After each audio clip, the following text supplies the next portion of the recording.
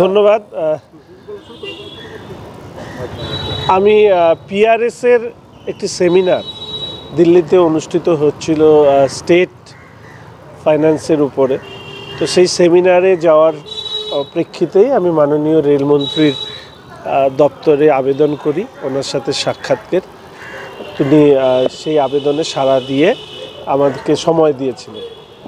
আমি সেখানে গিয়ে রেল সংক্রান্ত উত্তরবঙ্গের দাবি দেওয়াগুলো পৌঁছে দিই।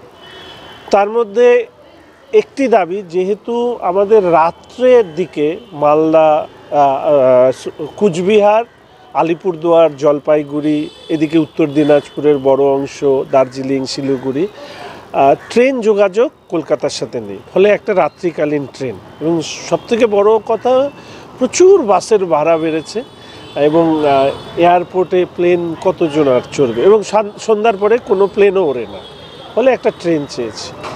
দ্বিতীয়ত হচ্ছে এনজিপিকে একটা রেলওয়ে ডিভিশনের মর্যাদা দেওয়া হোক। যেরকম এনএফ রেলওয়ের মধ্যে 5টি ডিভিশন আছে, এনজিপি যদি আরেকটি ডিভিশন হয় তাহলে যে হারে ট্রেন বাড়ছে, আধুনিকীকরণ হচ্ছে, পরিষেবার বিষয় রয়েছে, এবং আমাদের উত্তরবঙ্গের অন্যতম গুরুত্বপূর্ণ শহর শিলিগুড়ি, এনজিপিতে সবথেকে বেশি রেভিনিউ কালেকশন হয়, ফলে একটা ডিভিশন এনজিপির জন্য আবেদন করেছি।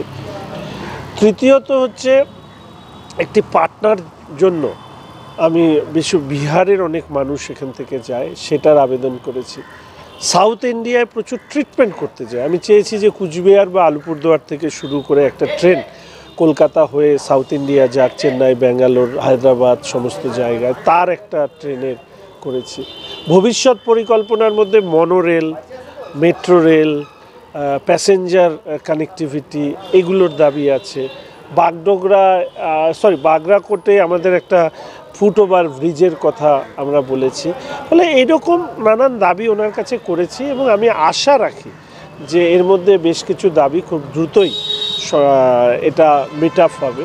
এবং তার পাশাপাশি আমাদের শিলিগুড়ির টাউন স্টেশনটাকে হেরিটেজের মর্যাদা দেওয়া, এটা প্রত্যেক মানুষ চান। তো উনি ইতিবাচক আলোচনা হয়েছে, সেই আলোচনার প্রেক্ষিতে আমি আশা রাখি যে এবারের বাজেটে আমরা বেশ কিছু নতুন রেল এবং রেল সংক্রান্ত বিষয়ে কেন্দ্রের সরকারের সহযোগিতা পাব।